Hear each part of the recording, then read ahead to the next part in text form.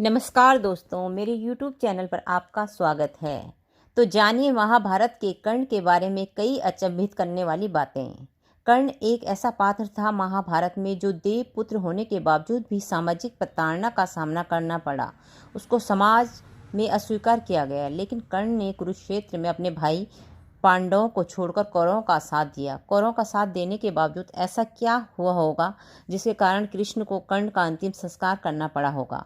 तो आइए जानते हैं कृष्ण ने कर्ण का अंतिम संस्कार क्यों किया। कुंती और सूर्य का पुत्र था कर्ण।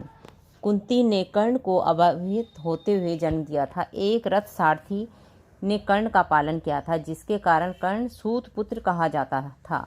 अविवाहित माता से जन्म और रथ सारथी के पालन के कारण कर्ण को समाज में ना तो सम्मान मिला और ना अपना अधिकार मिला।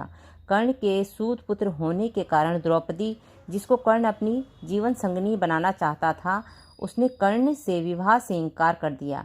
इन सब कारणों से ही कर्ण पांडव से नफरत करता था और कुरुक्षेत्र युद्ध में कौरवों का साथ दिया था।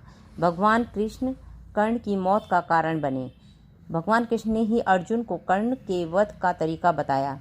इसी तरीके से ही कर्ण का वध हुआ। एक दानवीर राजा होने के कारण भगवान कृष्ण ने कर्ण के अंतिम समय में उसकी परीक्षा ली और कर्ण से दान मांगा। तब कर्ण ने दान में अपने सोने के दांत तोड़कर भगवान कृष्ण को अर्पण कर दिए।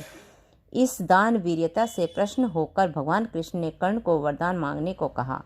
कर्ण ने वरदान रूप में अपने साथ हुए अन्याय को याद करते हुए भगवान कृष्ण के अगले जन्म में उसके वर्ग के लोगों को के कल्याण करने को कहा।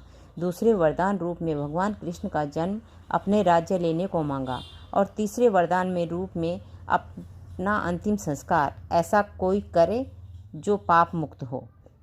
वरदान देते हुए कृष्ण ने सारे वरदान स्वीकार कर लिए, परंतु तीसरे वरदान से भगवान कृष्ण दुविधा में आ गए। ऐसी जगह सोचने लगे जहाँ पाप ना हुआ हो, परंतु भगवान कृष्ण का ऐसा कोई पाप मुक्त हो समझ में नहीं आया। वरदान देने के वचनबद्धता थी, इसलिए कर्ण का अंतिम संस्कार भगवान कृष्ण अपने ही हाथों से किया और कर्ण को दिए वरदान को पूरा किया।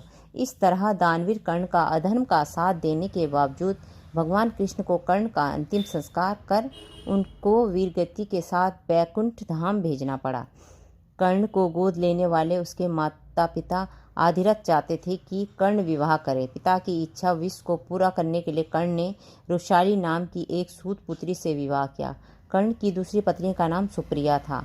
सुप्रिया का जिक्र महाभारत की कहानी में ज़्यादा नहीं किया गया। रुशाली और सुप्रिया से कर्ण के 9 पुत्र थे।